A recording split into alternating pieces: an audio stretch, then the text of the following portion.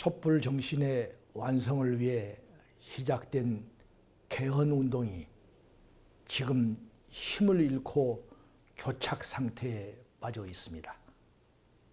개헌 운동이 중단된 원인은 정치권의 개헌 의지가 확고하지 못한 데 있습니다. 정치인 믿을 수 없습니다. 진짜인 국민이 나서야 합니다. 이제 헌법 개정은 국민이 참여하여 국민의 힘으로 완성해야 합니다.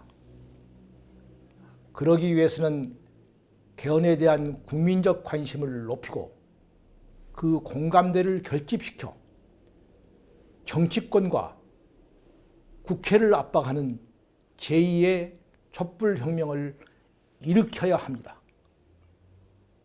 이를 위해 국민 모두가 함께 논의를 펴나갈 개헌 공론장을 열었습니다.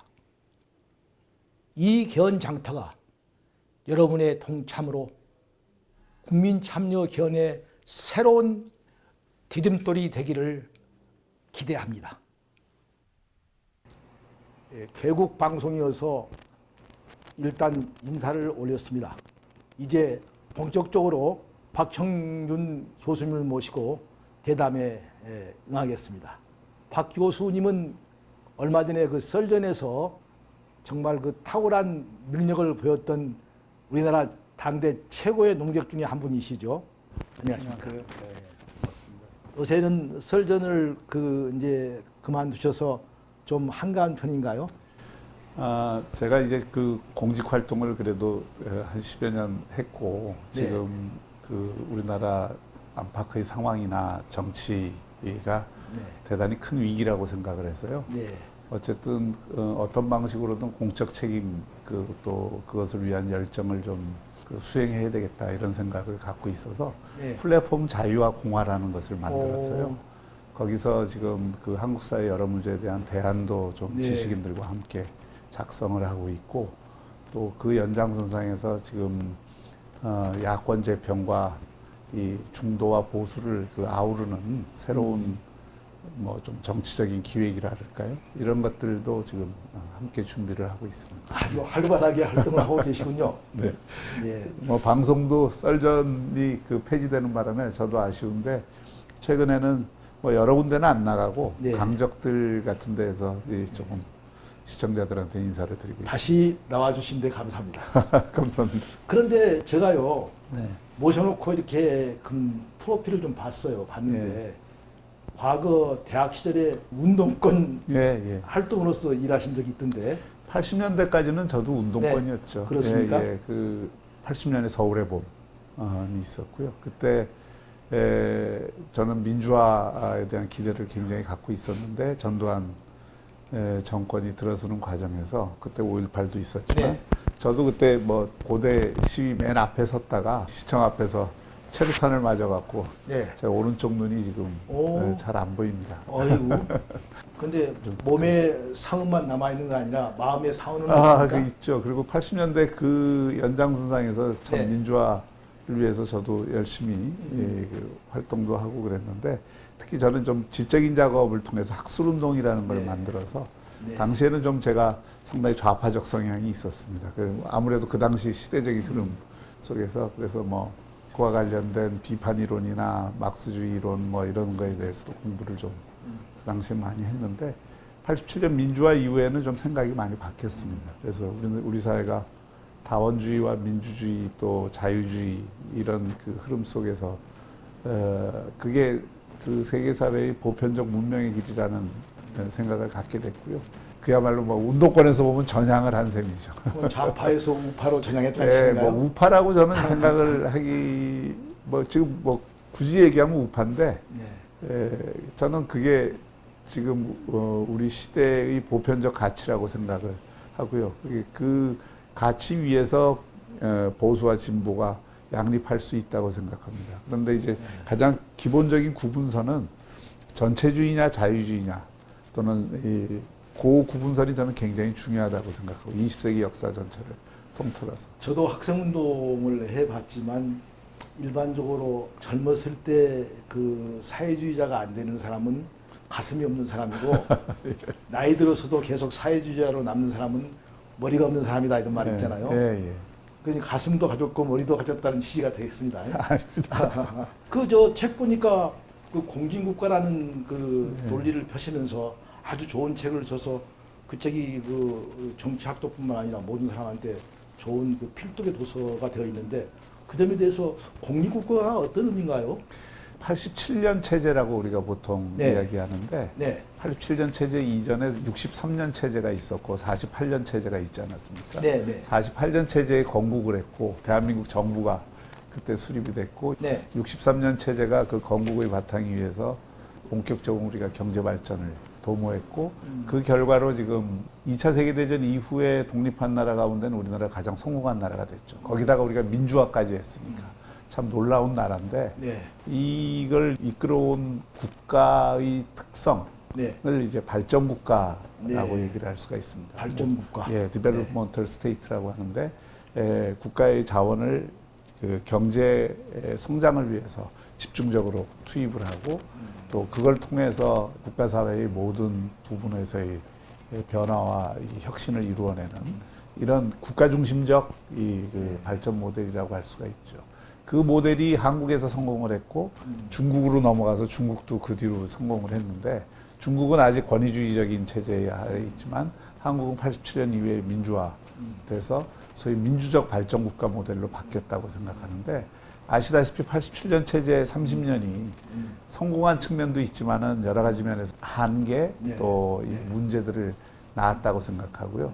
그야말로 이제는 그 민주적 발전 국가 모델에서 한 단계 더 진화를 해야 된다. 그 진화된 국가의 모델을 제가 공진국가라고 설명을 한 겁니다.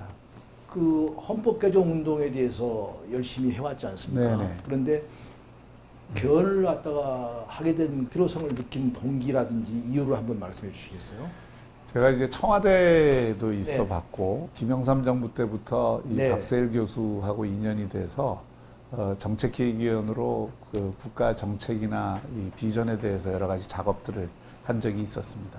그런데 그런 비전과 새로운 혁신적인 정책 대안을 만들더라도 항상 막히는 게 정치에서 막히고. 정치에서. 예. 그러니까 그 정치에서 막히는 이유가 87년 체제 이후에도 특히 민주화된 이후에 우리 그 정치 틀이 적대적 공생의 체제 그리고 여전히 독재와 민주 그런 이분법 구도에서 벗어나지 못한 예. 이런 구도에 있었고 또 5년 단임제라고 하는 그 정치 권력 구조의 특성이 5년마다 온 판돈을 걸고 서로 대결을 하게 만드는 그리고 그 모든 5년간의 정치 행위가 결국은 대권을 누가 잡느냐 여기로 다 귀결이 되는 네. 그러니까 뭐가 합리적이고 효율적이고 옳으냐 그르냐를 따지는 게 아니라 네 편이냐 내 편이냐 이게 우선이 되는 이런 정치 시스템 하에서는 정말 한국 사회가 한 단계 업그레이드 되기 힘들다는 생각을 그 당시부터 했고요. 특히 제가 그 정치에 뛰어들어서 이 정권을 그래서 만들어서 뭔가 좀 변화를 모색을 해봤는데 이명박 정부 하에서도 그 문제가 전혀 해소가 되지 않은 상태로 결국은 그런 것들이 제가 모셨던 대통령도 결국 비극에 빠뜨리고 그 이전의 대통령들도 막 똑같은 어떤 과정을 거쳐서 결국 집권이 끝날 때쯤이면은 성공한 대통령으로 기록되지 못하는 이런 역사가 계속 반복이 되고 지금도 저는 그게 계속되고 있다고 생각을 합니다. 그래서 이 구조를 물론 제도만 바꾼다고 모든 게 되는 건 아니지만 제도에 중요한 결함이 있다라는 것을 우리가 확인을 했으면 그 제도를 고치려는 노력 이게 개혁이고 혁신인데 지금은 한국의 정치 시스템을 그대로 두고는 뭔가 이렇게 한국 사회가 지금 그 처해 있는 여러 가지 문제들을 제대로 해결하기가 대단히 어렵다. 그래서 한편에서는 모든 게 시급하다는 걸 알고 이게 변화가 필요한 걸 알고 빠른 의사결정이 필요하다고 다들 하는데 전혀 그런 결정이 이루어지지 않고 다른 한편에서는 그 여야가 갈려갖고 죽어라고 그냥 서로의 발목을 잡는 그러니까 상대가 실패를 해야 내가 성공을 한다라고 하는 이런 어떤 관념에 사로잡혀서 이 적대적인 정치를 반복하니까 이게 국민들 입장에서는 올바른 신속한 의사결정도 안 되고 여러 가지 어떤 권력의 남용이라든지 그 문제를 낳게 되는 근데 이런 그렇게 그 대결 정치 네네. 이런 그 적대 정치가 계속되는 그 근본 원인은 어디에 있다고 생각이 드시는가요? 저는 우리 지금 대통령제, 네. 특히 그 5년 단임제를 만들어 놓지 네. 않았습니까? 이 5년 단임제라는 거는 당시 민주화 과정에서 6.29 이후에 그 개헌 논의를 하면서 장기 집권을 저지하겠다는 의도, 이게 가장 앞장선 것 아니겠습니까? 그렇습니다. 그러니까 국회의원 선거나 대통령 선거 제도를 시기적으로 일치시켜 놓지도 않았고, 네. 그 뒤에 지방선거는 또 달리 그 네. 결정이 됐기 때문에 모든 선거들이 이게 얼그러진 네. 거고, 그러다 보니까 이 5년 단임제 하에서 또 대통령에게 대한 권력 집중은 여전히 해소되지 않은 상태로 네. 이 과도하게 집중이 네. 돼 있고, 이러다 보니까 우리 사회의 모든 이 권력을 둘러싼 정치적 행위가 5년 단임제 대통령을 소위 말해서 대권을 잡기 위한 경쟁, 네. 여기로 다 귀결될 수밖에 없고, 그 과정에서 현재 그 집권을 하고 있는 정부가 실패해야 다음에 집권의 전망이 열리는 이런 네. 어떤 네거티브 게임을 하도록 만들고, 이게 마이너스 게임을 하도록 만드는 네. 이런 제도적인 한계가 있고요. 정치가 우리가 본질적으로 의사결정을 하는 것 아닙니까? 네, 네, 그러니까 이제 의사결정을 하는데 민주화가 됐으면 이게 다원화가 될 수밖에 없고, 네. 또 지금 옛날과 달리 국가가 지식과 정보를 독점하는 시대가 아니라 이 ICT 혁명과 더불어서 지식과 정보가 이 시민사회나 시장에 다 확산되어 있는 이런 과정에서는 정말 이게 집단지성을 그 모아낼 수 있는 정치 시스템, 그리고 다양한 이해관계를 그래도 좀 합리적으로 조정할 수 있는 정치 시스템이 필요한데, 그것도 지금 안 되고 있는 거죠. 저는 지금 우리 한국 사회가 마주치고 있는 현실 중에 하나가 축구에서 얘기하면 일종의 침대 축구 비슷한 현상이 나타나고 있어요. 그러니까 전부 안 하고 네. 버티고 시간 보내고 이러는데 다 이게 돼 있지, 뭔가 해보자, 그래서 에너지를 모으자, 의견을 모으자, 이런 식으로 합의를 이루어내고, 그래서 정치 의사결정이 제대로 이렇게 좀 굴러가는 이런 시스템하고는 지금 별개로 돼 있기 때문에 이걸 고치지 않으면 안 된다. 보통 그 흔히 얘기하기를 권력은 집중되면 남용되기 마련이고, 네.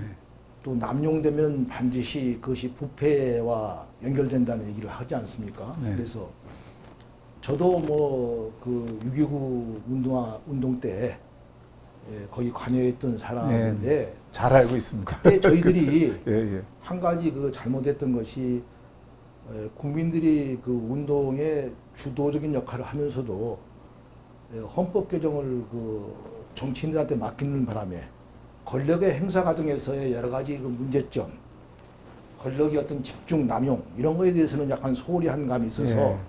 이제는 헌법을 고쳐야 된다고 한다면 가장 중요한 것이 예. 권력의 남용이나 집중을 갖다가 막는 제도로 헌법을 고치는 거라고 보통 얘기하고 있는데요. 지난번에 개헌특위 자문위원으로 활동을 해보면서 공감대 형성이 권력에 대한 분권과 협치에 대해서는 거의 공감대가 이루어지더라고요. 큰 틀에 대해서 공감대가 이루어지는데 적은 틀로 가서 그러면 어떻게 구체적으로 할 것인가 하는 데에 대해서는 서로 간의 의견이 달라지던데, 구체적으로 얘기해서 분권과 협치를 위해서 어떤 부분이 필요하다고 생각되십니까? 제가 최근에 책을 한 권 네. 더 냈습니다. 아, 그 그렇습니까? 자유공화주의 선언이라고, 제가 보수의 재구성 자유공화주의 선언이라는 책을 냈는데, 네. 제가 거기서 이제 주로 강조한 게 이 공화주의 원칙인데, 네. 재헌헌법부터 우리나라 헌법은 크게 세 가지 이념축을 갖고 있습니다. 네, 하나는 네. 민주주의, 네. 하나는 자유주의, 네. 하나는 공화주의죠. 그걸 우리가 통칭해서 자유민주주의라고 얘기를 네, 하는데, 네. 그 가운데에서 이 공화주의 정신이 녹아 들어가 있다는 것에 대해서는 우리가 주목을 안 합니다. 네. 그러니까 우리가 미국 시스템을 가져온 거잖아요. 네. 공화주의의 가장 중요한 원칙은 상권 분립이라고 하는 권력의 그 분산과 견제와 균형 시스템, 이거를 항상 굉장히 중심에 놓는, 네. 그러면서 그게 국가가 공공선을 위해서 작동을 하도록 하는 시스템, 이게 이제 공화주의의 가장 중요한 원칙인데, 네, 네. 이 원칙이 권위주의 정권 시절에도 물론 네. 권력을 이제 과도하게 남용했기 때문에 잊혀졌지만 87년 이후에도 이 공화주의 원칙이 저는 제대로 지켜지지 않았다고 생각을 합니다. 그러면 그게 바로 이제 대통령에게 과도한 권력이 집중되고, 네.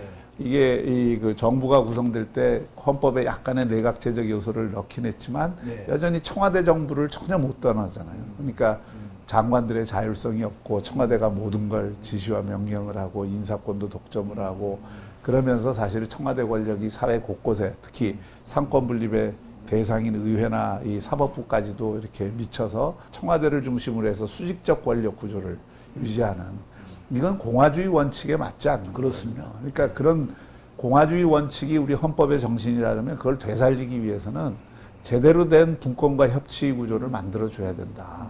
그런 면에서 이 청와대 권력을 이 행정부나 의회나 그리고 이 사법부나 온당하게 이렇게 분산을 시키고 서로가 제대로 견제할 수 있는 그 시스템을 마련을 해주는 게 가장 중요한 것이라고 보고요. 제가 볼 때는 민주주의나 또는 자유주의에 대해서 대비되는 공화주의의 가장 큰 특장이 함께 여러 사람이 네. 동시에 주권을 행사한다는 그런 그렇습니다. 그 이념이라 생각합니다. 네, 네. 그렇다면 이제 권력이 지금 너무 집중되어 있는데 이것을 분산하고 협치로 가야 되는 것이 맞지 않겠습니까? 아, 그렇습니다. 근데 요즘 계속해서 국회가 저렇게 싸우고 정치인들이 싸움꾼이 되는 이유가 어디에 있을까요? 아니, 그러니까 그런 제도의 특성도 네. 있고 네. 또 우리나라 이제 정당 정치 자체가 보수 정치 중심으로 되어 왔고 그 보수들은 네. 전부 대권을 겨냥하기 때문에 이게 정당 정치의 자율성이나 또는 의회의 고유한 특수한 성격에 맞는 정치 행위를 하는 것이 아니라 모든 걸 아까도 말씀드렸지만 보수의 대통령 만들기 여기에 이제 집중이 돼 있으니까 네. 그 보수를 대통령 만들기 위해서는 국회의원들을 보수를 추종하는 무리들로 다 국회의원을 만들어야 되는 거고 그 네. 국회의원들이 자신의 수족같이 돼야 대통령이 될 수가 있는 거거든요. 그런 식으로 돼 있기 때문에 공천을 보스가 좌지우지하고 결국 그러다 보면 밀실공천이 되고 밀실공천에 의해서 자기 줄 서는 사람들이 결국 권력의 자리에 올라서고 국민의 대표라고 하는 국회의원들이 그야말로 국민의 대표로서의 탁월성을 갖고 있거나 국민의 대표로서의 어떤 헌신성이나 책임윤리를 갖고 있는 사람들이 국회의원이 되기보다는 보수에 충성하는 사람들이 국회의원이 되는 이런 문화가 그 정착이 되어 온 거죠. 현재 우리 권력 구조를 제왕적 대통령제라고 하고 승자 독식 구도로 이렇게 보지 않습니까? 네, 그래서 그렇습니다. 선거에 이긴 쪽은 전체를 갖고 선거에 지면 아무것도 갖지 못하지 않습니까? 네. 그러니까 선거에서 위기에서 모든 것을 걸고 죽고 살기로 싸우는 것이 정치판이 아닌가 하는 생각을 그렇습니다. 했거든요. 예, 예. 그래서 저는 국회도 이것이 그 민생을 위한 토론장이 아니고 누가 얘기한 것처럼 국회가 마치 뭡니까? 선거 승리 고지를 향한 베이스 캠프가 아닌가 이렇게 예, 예. 비아냥거리는 것도 제가 들었거든요. 이제 거의 대선 캠프화 되죠. 같이 정치를 해봤으니까 느꼈겠지만 이해창 총재께서 그 한나라당 대표 계시면서 다음 대통령 선거를 준비할 때 제가 원내대표를 했거든요. 네, 여당에. 네. 그래서 그때 이재호 총무랑 같이 카운터 파트로서 일을 했는데 그때 협상을 해보면요. 한나라당의 모든 뭡니까 그 기준은 다음 선거에 이기는 것이 최상의 기준이에요.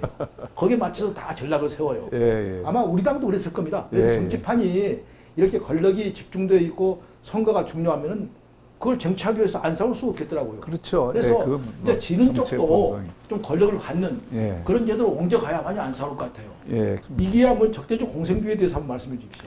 예. 그 우리 정치를 왜곡시킨 요인 중에 하나가 이념의 갈등, 물론 뭐 독재냐 네. 민주냐 좌파냐 우파냐 이런 이념 갈등도 있지만 네, 그게 이 현실에 투영될 때는 지역주의하고 네. 이렇게 딱 결합이 돼 있지 않습니까? 네, 네. 그러니까 우리의 보수층이 사실은 영남이든 호남이든 진보도 있고 보수도 있는 건데 네.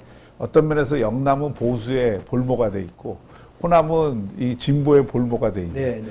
여야의 그 각 당의 중심 세력은 호남의 기반을 두고 있고 영남의 기반을 두고 있기 때문에 다른 거 관계없이 영남에서 내가 이기면 된다. 호남에서 내가 이기면 되고 그걸 가지고 뭐 수도권을 하면 된다. 이런 생각을 갖고 있기 때문에 전부 자기 지지층에만 관심이 있는 거예요. 그러니까 오디언스의 폭이 폭넓은 국민이 아니라 나를 지지해주는 목소리만 듣고 정치를 하는 방식으로 저는 이원화됐다고 생각하고요. 그러면 그렇게 되면은 싸우면 싸울수록 서로가 싸우면 싸울수록 자기 지역에서는 유리해지는 거예요. 유리해진다. 예, 그러니까 그게 영호남 지역주의하고 묘하게 이렇게 이 중첩이 돼 있어서 예를 들어서 문재인 정부에 지금 자유한국당이 아주 격렬하게 싸우면 영남에서의 지지율은 올라가게 되고 거꾸로 자유한국당을 뭐 5.18 문제나 뭐 이런 거 갖고 세게 또는 뭐 지금 반일 친일 이런 구도로 몰아가면 호남에서는 거꾸로 이제 더 지지층이 높아지는 또 자기 지지층들에 대해서는 훨씬 더 이게 공고해지는 이런 식의 이제 편싸움이 돼버리는 거죠.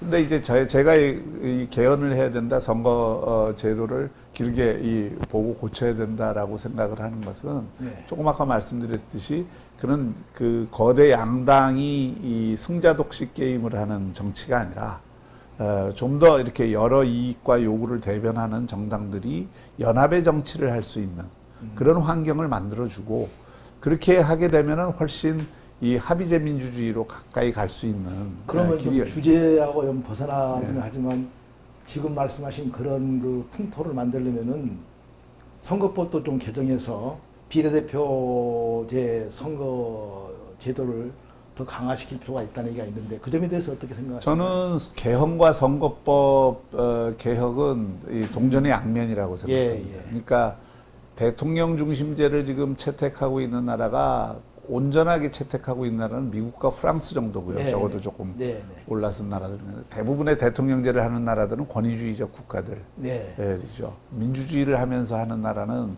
미국과 프랑스 정도인데 미국과 프랑스에서도 뭐 이 대통령제 그리고 양당제의 폐해들이 많이 드러나고 있죠.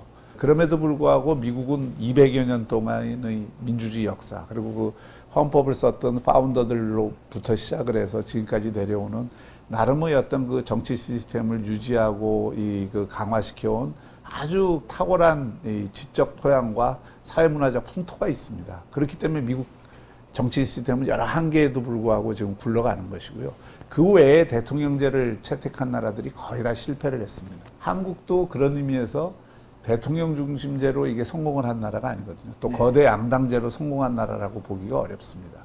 그러면 이걸 저는 한국은 특수성은 있다고 생각해요. 우리나라 국민들이 어떤 대통령을 자기 손으로 뽑고 싶어하는 욕구나 또 분단이라고 하는 특수한 상황 이런 상황 속에서 한국이 그런 어떤 이 고도의 이 정책 결정의 집중성을 요구하는 부분, 뭐 외교나 안보 이런 부분에 대해서는 일정하게 남겨놓더라도 나머지 이런 어떤 정책적인 그 영역들 그리고 국민의 삶과 직결된 여러 가지 어떤 민생에 관련된 문제 또 삶의 질과 관련된 문제 이런 문제들에 대한 이 그 사회적 합의 수준을 높일 수 있는 제도로 가야 된다. 그러려면 선거제도도 그냥 거대 양당제가 좋은 게 아니라 궁극적으로는 좀 다당제 구도로 열고 그래서 연합의 정치가 가능하도록 만드는 게 좋겠다. 저도 크게 동감을 하고 있고요.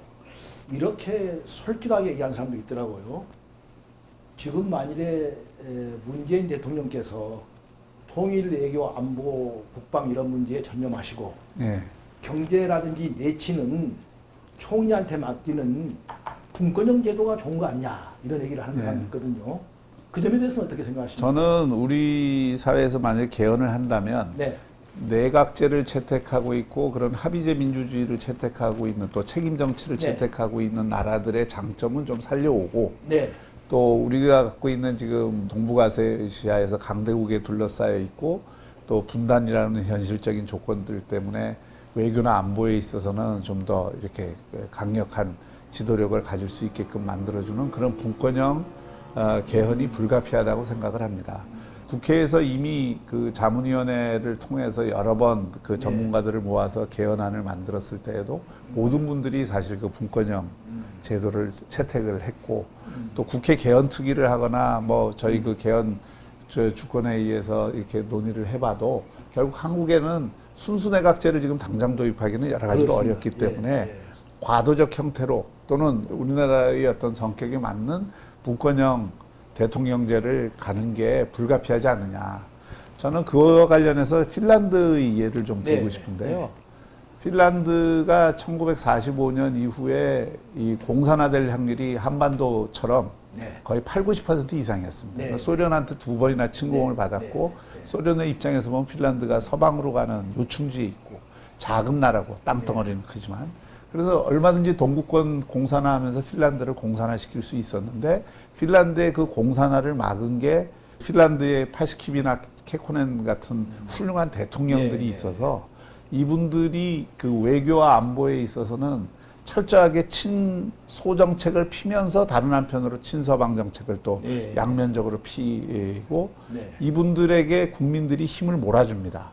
그래서 1945년에서 81년까지 단 2대통령이 대통령으로서의 직무를 수행해요. 그리고 나머지 문제에 관해서는 경제나 사회 또 삶의 질과 관련된 부분에 대해서는 전부 이게 그 합의제 철저한 내각제 형태로 운영을 하거든요. 그러니까 한국이 지정학적 위치가 핀란드하고 상당히 유사하고요. 그리고 한국의 어떤 특성상 그런 분권형으로 운영을 할 때 오히려 지금 많은 문제들을 조금 해소할 수 있겠다 이런 생각을 하는 거죠. 뭐 완벽한 제도라는 건 없겠습니다만. 뭐 쉽게 얘기해서 극단적인 대립 구도도 뛰어넘을 수 있지 않겠습니까? 예, 그렇습니다. 책임 정치가 또 가능해지고. 한 가지 또 많은 분들이 오해하는 것 중에 하나가 내각제적인 요소를 강화하면은 정치적 불안정성이 굉장히 높아질 거다 이렇게 얘기를 하는데요. 우리가 이제 건설적 불신임한 제도 같은 거를 도입을 하면 내각제가 오히려 정치만 잘하면 오랫동안 집권할 수도 있습니다. 적어도 이 의회 권력의 측면에서는. 뭐 가까운 예로 지금 일본도 그렇습니다. 상당히 내각제 하에서 안정된 권력이 행사되고 있고 독일 같은 경우도 콜 수상이 오랫동안 집권하면서 독일 통일을 가져왔기 때문에 저는 뭐 내각제나 이런 것들이 더욱더 전국의 불안정을 가져오고 강력한 뭐 리더십을 행사할 수 없다는 것은 옳지 않다고 생각하는 사람입니다. 그렇습니다. 1945년 이후에 독일이 70년 동안 수상을 한 사람들이 몇 사람 안 됩니다. 그렇습니다. 그 집권 기간도 길죠. 집권 기간이 되게 뭐 아데나와도 그렇고 그리고 뭐 이 브란트도 그렇고 콜도 그렇고 지금 메르켈도 그렇고 10년 이상씩 다 이렇게 집권을 하거든요. 결국 국민들이 평가를 해서 하는 것이고. 근데 저희들이 그 분권형 대통령제를 논의할 때 나온 얘기인데 요즘 이 국방 외교나 경제가 아주 융합적으로 흘러가고 있는데 과연 분권형 제도를 도입했을 때 그 통일이라든지 뭐 국방 문제하고 경제 문제를 나누어서 따로따로 맡으면 되겠는가 그런 한계를 지적한 사람이 있는데 그 점에 대해서 어떻게 생각하십니까? 근데 그게 이제 공화주의라고 하는 그 원칙에 입각해 보면 상권 분립이 된다고 해서 이 상권 분립된 제도가 서로 따로따로 놀라는 얘기가 아니거든요. 그 서로가 견제를 하고 서로에 대해서 그 협의를 하고 여러 가지 방식으로 이 국가 운영에 관한 문제들을 소통할 수 있는 그런 이 장치들을 두는 것이거든요. 그러니까 우리나라 조금 잘못 이해하는 것 중에 하나가 사법부 독립이다 그러면 사법부가 완전히 자기 마음대로 하는 걸 사법부 독립이라고 오해를 하는데 사법부 독립이라는 거는 판사들이 자기 양심과 소신에 의해서 판결할 수 있도록 하는 그 권한을 주고 그렇게 하기 위해서 그들의 신분을 보장해주고 이러는 거지 국가적인 문제 지금 걸려있는 뭐 이렇게 해서 한일 간의 청구권 협정 문제라든가 이런 문제에 관해서 행정부 입장 따로 사법부 입장 따로 이렇게 해도 된다 마음껏 해도 된다 이런 뜻이 아니거든요. 마찬가지로 대통령 분권형 하에서도 청와대와 대통령과 이 내각 사이에 서로 융합적인 문제들에 대해서는 항상 논의할 수 있는 장치를 둬야 되는 것이죠. 저도 뭐 크게 그 점에 대해서 동의하는데요. 지금 우리가 헌법 개정안을 만들 때 이원 정부제를 일단 안으로 이렇게 받아들이면서 경제나 국방 문제 같은 것 서로 융합된 문제가 나왔을 때는 상호 심의할 수 있는 정책 심의 기구를 만들어 놓고 그렇습니다. 그런 문제는 같이 결정하는 것으로 이렇게 하면 문제 없다고 하는데 그래도 고집스럽게 안 된다고 얘기하는 사람들이 있더라고요. 그러니까 그 문제에 관해서는 예를 들어서 국군 통수권자로서 그런 어떤 이 군사적인 또는 안보에 관한 기본 결정권은 대통령이 가져야 되겠죠. 근데 이제 그 문제가 지금 말씀하신 것처럼 경제 문제하고도 연결돼 있고 여러 가지 어떤 부처하고 협의를 통해서 이루어져야 되는 문제에 관해서는 심의를 통해서 결정하도록 하는 장치를 만들어 놓으면 그 안에서 물론 뭐 싸움이 있을 수도 있고 논쟁이 있을 수도 있지만 기본적으로 국가적인 이익이라고 하는 관점에서 결정을 할 수 있는 장을 두고 또 정치 문화 자체가 그런 분권형으로 가면 지금처럼 극단적으로 싸우는 문화가 네. 아니기 때문에 얼마든지 합의를 이루어낼 수 있다고 저는 동감합니다. 봅니다. 예. 그 약간 이제 주제를 바꾸어서요. 예. 지금 현재 저희들이 보면은 크게 개헌에 대해서 세 가지 견해가 있거든요. 네. 우선은 지금처럼 뭐 5년 단임제나 4년 중임제를 계속하는 이런 대통령 중심의 제도를 유지하자는 견해가 있고요. 방금 박 교수님 말씀처럼 정치 권력 구조를 아예 분권형으로 바꾸자 하는 이런 견해가 있고요. 세 번째는 이제 내각제로 갈 수 있지 않느냐는 얘기도 있거든요. 근데 지금 이제 정치적으로 이렇게 바라보면은 민주당은 약간 대통령 4년 중임제를 주장하는 것 같고요. 또 한국당은 현재 분권형 정부제에 더 가까이 가 있는 것 같고, 일부 이제 대학 교수 중에서는 원론적으로 내각제가 필요하다는 얘기도 하는 사람이 있는데, 사실 개헌이라는 것이 정치적인 타협을 통해서 그 시대 정신을 담는 거라고 한다면, 시대 정신에 있어서 분권과 협치를 다 강조하고 있는데, 구체적으로 이 세 가지를 놓고 얘기할 때 타협이 안 되거든요. 타협이 안 되고 시대 정신이 무엇인가에 대해서 천착해 보지도 않고 그냥 대립만 되고 있는데, 이건 어떻게 풀었으면 좋겠습니까? 푼다면?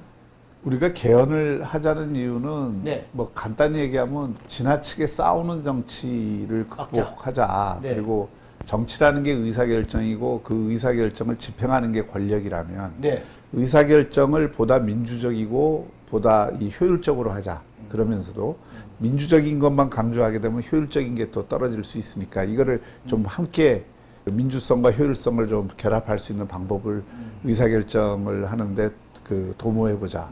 그리고 그 권력을, 거기서 결정된 권력을 남용하거나 또는 자의적으로 사용되지 않도록 하는 시스템을 만들자. 이게 저는 이 그 대한민국 정치 시스템을 바꾸는 가장 기본적인 원칙이라고 생각을 합니다. 그런 면에서 보면 우리가 만약에 그런 그 현실적인 문제들이 없다 그러면 내각제를 해도 되는 거죠. 근데 분명히 우리나라에는 지금 현실적인 문제들이 있습니다. 제가 보기에는 물론 뭐 내각제를 한다고 해서 그게 전혀 안 되는 건 아니지만 국민들이 일단 그런 부분에 대해서 상당히 우려를 하는 안보 문제나 통일 문제나 이런 부분에 대한 우려가 분명히 있고요.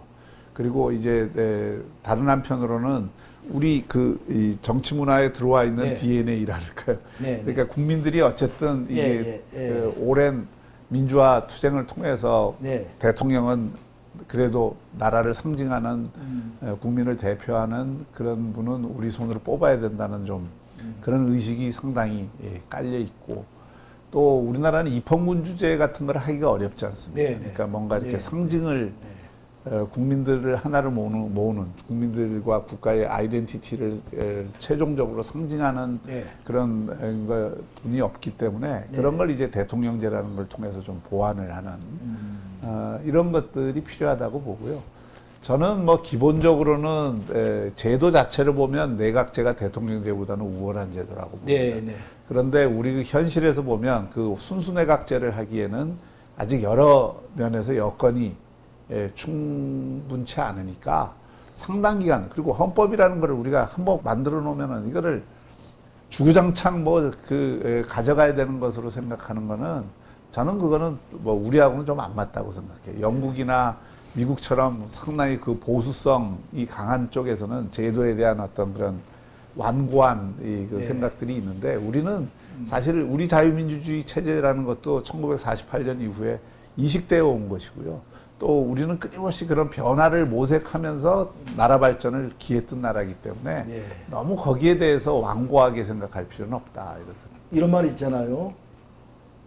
정략가는 다음 선거를 생각하고 정치가는 다음 세대를 생각한다는 말이 있는데, 사실 정치가한테 다음 세대만 생각하려고 하는 것은 무리일지 몰라요. 그 최소한 정치가들이 다음 선거도 생각하지만 다음 세대도 생각하는 그런 난 생각을 가져야 된다고 보기 때문에 당파성을 초월해서 좀 애국심을 갖는 계기도 만들어줘야 된다고 생각하는데, 우리 지금 박 교수님 말씀 들어보면 그런 계기가 가능하다는 게 아닙니까? 근데 이제 그 접근 방법에 있어서 저는 이 개헌 문제나 선거제도 문제에서는 정말 정당들이 이런 걸 하고 싶다면, 또 집권 세력이 특히 이걸 하고 싶다면 정략을 넘어서야 됩니다. 정략을 넘어선다는 건 뭐냐면 지금 내년 총선이 있는데 지금 선거법을 지금 바꾸겠다고 무리하게 네. 달려드는 것은 네. 그거는 서로 정치적 이해관계가 바로 부딪히기 때문에 네. 성공하기도 어렵고 네. 그렇게 해서 무리를 해서 이 경기규칙과 같은 선거법을 바꿀 수가 없는 거거든요. 네. 그러면 지금 선거법 그 협상도 길이 있습니다. 네. 이번 총선이 아니라 다음 총선에 적용하는 선거법을 지금 여야 합의로 만들면 돼요. 만들어놓자. 그러면 지금 당장의 이해관계로부터 넘어설 수 있고 그것도 새로운 아이디어네요. 예, 그리고 저는 개헌도 마찬가지라고 생각합니다. 우리가 어차피 이게 제도 개혁이라는 거는 좀 장기적인 과제니까, 장기적으로 우리 틀을 바꾸는 문제니까, 개헌도 그 선거법을 그렇게 바꿔놓으면 개헌과 연동해서 헌법을 바꾸겠다는 게 여야 합의 사항이잖아요. 그 여야 합의의 정신에 기초해서 개헌 문제를 총선 이후에 다룰 수 있고, 그거 다뤄서 언제까지 바꾼다. 그리고 바꾸고 그걸 다음 대선에 적용하는 게 아니라 그 다음 대선부터 적용한다. 이렇게 되면 정파적인 이해관계로부터 어느 정도 벗어나서 이 개헌 논의를 담아낼 수가 있는데 지금은 다들 너무 급하고 또 그 안에는 정략이 깔려들어 있어요. 예를 들어서 지금 민주당은 민주당 나름대로 계산이 있겠지만 정의당이나 조금 소수 정당들의 경우에는 어쨌든 비례대표 늘려갖고 다음 총선에서 좀 의석을 늘리겠다는 이런 정략들이 들어가 있기 때문에 이게 자유한국당 입장에서는 또 이렇게 하면은 자기들이 의석수를 손해본다고 생각하니까 쉽게 합의를 못 해주는 거죠. 원칙이 옳다 하더라도. 그런데 중요한 그 정략 중에 하나인 말입니다. 네. 대선에서 유리한 주자가 있을 때 내가 대선에 될 텐데 무슨 권력을 나눈단 말이냐. 헌법 개정 내가 된다면 하겠다. 이런 경우가 많잖아요. 예, 그렇습니다. 옛날에 그래서 안 된 거죠. 이해창 총재나 박근혜 예. 대통령 때도 그래서 예. 안 된 건데. 그래서 이제 저희들이 이번에 국회의원 선거 끝나고 다음 대선 전까지 한 2년이 남아 있는데 지금 볼 때는 그렇게 그 강력한 대권 주자가 없거든요. 그래서 서로가 이해관계에 따라서는 헌법 개정 해가지고 권력 구조 바꿔놓고 대통령 선거 치르자. 이런 견해도 나올 수 있다고 때문에 저는 중요한 개헌에 하여튼 그 가능성을 갖다가 더해주는 요소가 아닌가 하는 생각을 갖고 있는데. 그 다음 대선에 유력한 주자가 있든 없든 네. 총선 이후에 그 대선까지 불과 2년밖에 네, 안 네. 남았기 때문에 네, 네. 그때 개헌 논의에서 그 바로 2년 뒤에 대선에 쓰자 그러면 또 안 될 겁니다. 이해관계가 다르기 때문에.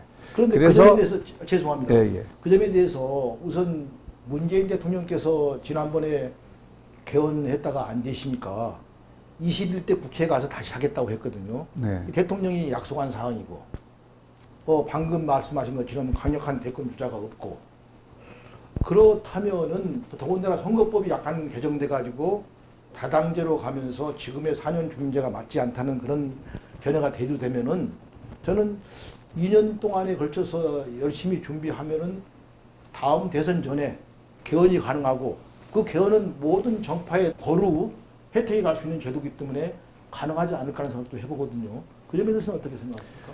그 선거법 협상이 이 타협을 통해서 이루어질 수 있느냐 없느냐가 하나의 관전 네. 포인트가 될 것 같고요. 네, 앞으로요. 그 문제는 지금 총선을 불과 10개월 정도도 안 남은 상태에서 과연 그런 타협에 이룰 수 있는가에 대해서 저는 좀 네. 현실적으로 좀 어렵다 이런 생각을 하고 있고 그렇기 때문에 정개특위에서 지금 논의해서 선거법을 다음에 쓸 선거법을 지금 통과를 시켜놓으면 그거는 네. 개헌을 위해서도 굉장히 중요한 진치를 네, 네, 네. 확보하는 거라고 저는 생각합니다. 그래서 21대 국회에서 개헌을 그런 선거법 취지에 걸맞는 이 정치 시스템 변화를 도모를 하고 그 안을 만약에 다 합의가 된다 그러면 다음 대선에서 바로 쓰면 되는 것이고요. 그게 안 된다 그러면 그 다음 대선에 쓸 수 있는 걸로라도 확정을 해놓으면 저는 그게 개헌운동에서는 상당히 중요한 진전이라고 봅니다. 우선 개헌운동하는 입장에서는 바로 하자 이렇게 하는 것이 기본적인 방침이 돼야 되겠지만 말입니다. 네. 보통 이제 개헌운동을 저희들이 펴면서 느끼는 건데요. 개헌이 중요하냐. 개헌이 밥 먹여주는 것이냐. 심지어 그렇게 얘기하는 사람도 있고요. 지금 경제가 중요한 거 아니냐. 이런 말도 하는 사람도 있고요. 사람이 중요하지 제도가 중요하냐 이런 말도 하는 사람이 있는데 그 점에 대해서는 어떻게 생각하십니까? 저는 그게 현실을 좀 깊게 못 본 탓이라고 생각을 네, 합니다. 네. 경제가 중요하면 진짜 개헌을 해야 됩니다. 그렇죠. 예, 지금과 같은 상황에서는 지금 선진화법이라는 게 사실 합의제 민주주의를 네. 도입한 거거든요. 네. 제도는 안 바꿔놓고 네. 일종의 법으로 이제 그걸 강제를 한 건데 그게 작동을 안 하잖아요. 오히려 끊임없는 의사결정의 지체 현상만 지금 가지고 있는 거거든요. 내각제적인 형태로 바꾸자는 거는 책임 정치를 네. 하자는 거고 네. 의회가 정부까지 책임을 져서 그 행정을 의회와 별개로 노는 게 아니라 하나의 어떤 의사결정 시스템 속에서 그거를 함께 가동을 시키자는 거 아니에요. 그리고 그것에 대해서 책임을 못 지면 언제든지 그거는 또 책임을 물을 수가 있는 네. 것이고. 네. 그래서 그런 방식으로 정말 경제에 대한 효율적 의사결정과 민주적 의사결정이 필요하다 그러면 네. 정말 지금 제도를 바꿔줘야죠. 지금 의회는 생산성으로 얘기하자면 최악이라고 볼 수가 있습니다. 지금 국회가요. 아니 이명박 정부 때부터 추진했던 법안들이 아직도 안 돼. 네. 법안들이 수두룩합니다. 반대하면은 지금 아무것도 할 수가 없어요. 심지어는 개헌을 해서 그 헌법을 국민이 만들 수 있는 발의권을 받아오는 것은 뭐 물론이고 법률도 만일에 국회에서 안 만들면은 국민이 발의해서 일정한 절차를 밟아서 국민이 특수한 경우에 법률을 말 수 있는 제도를 주자 이런 제도도 있거든요. 근데 어떻게 생각하십니까? 이제 그 문제는 이제 대의제 민주주의와 이 네. 직접 민주주의의 관계를 우리가 네, 어떻게 네. 볼 거냐 하는 네. 조금 더 복잡한 논쟁 네. 지점들이 있습니다. 저는 뭐 공화주의 원칙에 입각해서 시민적 덕성이 키워지고 네. 그리고 우리 사회가 그런 적대적인 그 정치 문화 또 이념적으로 분열돼 있고 그런 어떤 문화에 지나치게 그 경도되지 않는 그런 상황이 오면 얼마든지 검토할 수 있는 안들이라고 봅니다. 그런데 이제 그걸 지금 대의제 민주주의가 성숙하지 않은 상태에서 바로 도입을 했을 경우에 네. 지금 마치 뭐 이 청와대 국민들이 이게 청원하는 그런 게 마치 국민 청원권인 것처럼 오인되는 것처럼 지금은 아직 우리 사회에서 상당 부분 좀 이렇게 선전선동의 문화가 네. 그 자리 잡고 있는 상황에서는 네. 국민들을 동원해서 소환을 하거나 청원을 하거나 또는 발의를 하거나 이런 제도를 둘 때에는 굉장히 그 여러 가지 안전장치를 좀 도입을 할 필요가 있다. 포퓰리즘이 지배해가지고 네. 부정적으로 흘러갈 가능성도 있지만 저는 뭐 지금 국회가 일종 뭐 보수적인 뭐 카르텔을 형성해가지고 네. 자기들 입맛에 맞는 법안이나 통과시키는 이런 체제라고 한다면 저는 일정한 어떤 그런 그 제한을 가하면서 국민이 뭐 100만 이상이 추천해가지고 법안을 제출하면 국회가 반드시 심의해주고 네. 국회가 심의해서 안 되면 헌법 개정에도 올릴 수 있는 이런 그 제도를 두는 것이 어떨까 하는 생각도 네. 하고 있거든요. 그 점은 한번 검토를 네. 해볼 수 있겠습니다. 그 오늘 같이 얘기해 보니까 정말 그 탁월한 그 식견과 가슴에 뜨거운 어떤 열정을 느끼게 됩니다. 사실 요새 국회의원들이 문제가 많다고 얘기하거든요. 네. 그래서 나는 우리 저 박 교수 같은 사람이 강단에만 이제 서 있지 말고 직접 국회에 들어와서 좀 활동을 해야 되는 거 아니겠습니까? 앞으로 계획이 있습니까? 저는 선거에서 떨어질까 봐 못하겠는데요. 떨어질까 싶어서요. 농담이었고 네네. 제가 이미 뭐 이 그 국회의원도 했고 또 그 뒤에 선거에 나가서 국민들로부터 이렇게 지지를 못 받아서 떨어지기도 하고 이렇게 한 상황에서 다시 정치 특히 선거를 통해서 진입을 한다는 게 조금 개인적으로 그게 과연 내가 공적인 부분에 네. 제대로 기여하는 건가 이런 생각을 많이 합니다. 그래서 뭐 주위에 여러 그 요구가 있고 또 유혹이 있는 것도 사실인데 제가 지금 내년 총선에 당장 뭐 나가기 위해서 준비를 하고 있는 건 없고요. 네. 그러나 제가 직접 뭐 정치를 하든지 또는 국회에 안 들어간다 하더라도 국가의 녹을 먹었던 사람으로서 우리 장관님처럼 공적인 열정을 갖고 해야 될 일들은 굉장히 많이 널려 있는 것 같습니다. 그래서 우선은 좀 저는 뭐 아무래도 이제 그 보수 정당 출신이고 거기에서 정부에서 일을 했던 사람으로서 이쪽을 좀 건강한 보수 세력으로 그 새롭게 그 장진시키고 또 그 혁신을 이루어내는 또 그 과정에서 좀 큰 틀의 이 재편도 이루어내는 이런 작업들을 조금 지금 기획을 하고 있고요. 그 결과에 따라서 제가 어떻게 할 것인가는 좀 선택을 하려고 합니다. 그 세계적인 명 바이올리스트가 계셨는데 연주를 끝내고 그 차를 마시고 있으니까 기자가 와서 선생님께서는 연주 안 할 때 뭐 하십니까? 라고 물어봐요. 그러니까 그분 말씀이 나는 연주하지 않을 때는 연습합니다라고 얘기했어요. 인생에서 연습 중요합니다. 준비 중요합니다. 저는 반드시 들어가기를 바라시는 분이기 때문에 말씀드리는데 집중적으로 연습하시고 준비하십시오. 그리고 반드시 들어가서 우리 대한민국을 위해서 좋은 일을 할 수 있는 국회의원으로서 좀 활동해 주기를 기대합니다. 감사합니다. 네. 헌법이 바뀌어야 정치가 바뀌고 정치가 바뀌어야 나라가 바뀝니다. 우리 모두 이상수의 톡톡 개헌 카페에 참여해 주셔서 국민이 바라는 개헌을 반드시 이루어냅시다. 좋아요와 구독은 이상수의 톡톡 개헌 카페에 큰 힘이 됩니다. 감사합니다.